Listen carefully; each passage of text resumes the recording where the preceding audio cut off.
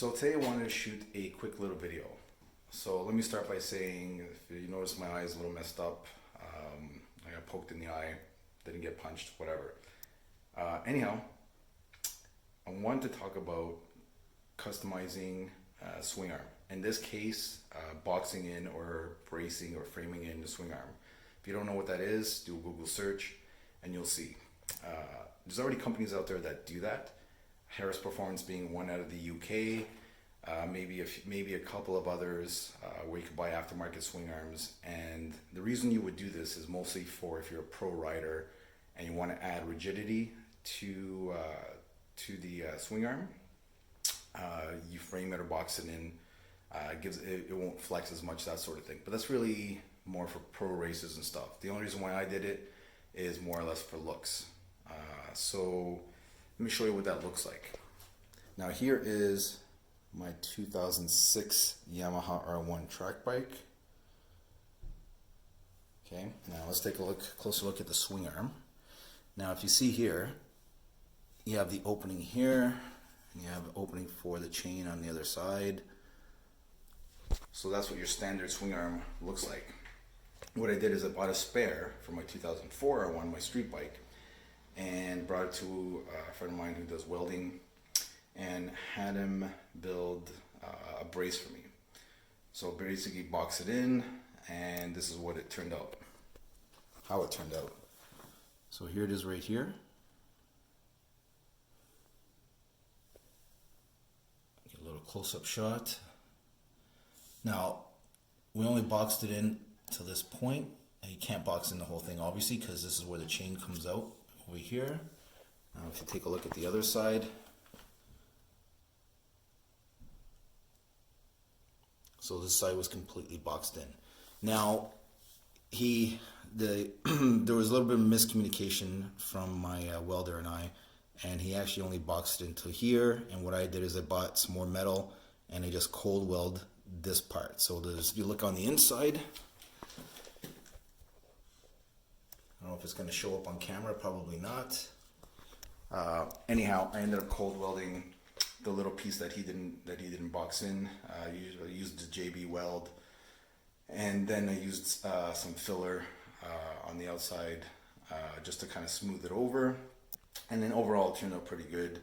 Again, since I'm not going to be tracking or racing the bike, I'm not really worried if that little piece is going to come off. It's fairly solid in there.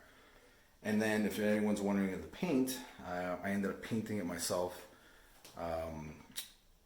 to the closest paint I could find.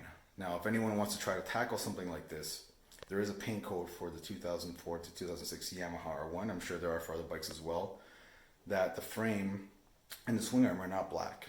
If you look at it closely enough, you're going to see that it actually has tiny bits of metal flake.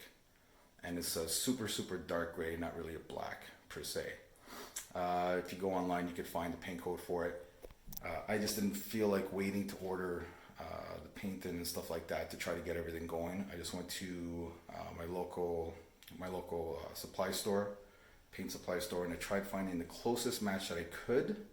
I brought in the swing arm with me to see what was the closest thing, and try to get close here again. So this color here, you can see the metal flake in it because there's light on it. So it probably is going to be a little shinier than the actual frame, but you can see that's pretty close. The paint I used is GM dark gray from GM, dark spiral gray metallic. Now they use that on, I think, the 2004 anniversary Corvette and a few other model lineups, but it's pretty close to the actual color. Now what I should have did, and I was a little impatient, was use a satin clear on it, but I ended up using a high gloss 1K clear over it instead. And to me it's fine, it's still going to look good regardless. It still should match up fairly closely, but I'm going to know later this afternoon when I go to do the installation at my friend's shop, Hybrid Racing. The other thing I did too, and I'm going to take another video when I'm there, is I powder coated the wheels gold. So the color of my bike is that I think it's called laser red, where it's a very deep rich red if you see it in the light when it's all nice and clean. So the theme was kind of like gold and red. So bought some gold accents, rear sets, similar to these ones, but a little higher end. Same with the grips, so on and so forth. And you're going to see it when I'm there. But I'm really looking forward to putting the whole bike together. We're going to talk a little bit, well, I'll talk a little bit about it when I'm there. Some of the other things I did that you may want to do to your bike as well. It's always good to share this type of knowledge to get some good ideas of, you know, things you could do to your bike. For me, it was a winter project. I just got bored. Car was in storage, still is in storage. And yeah, so I look forward to making some more videos on the bikes.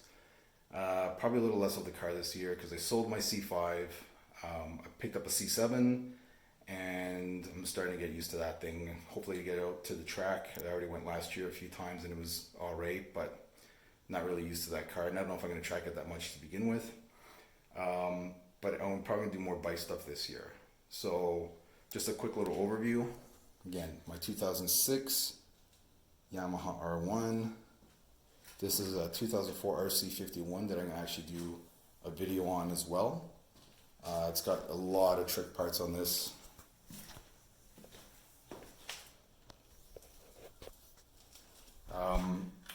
I also have Ducati Desmo, and that's at my girlfriend's place right now.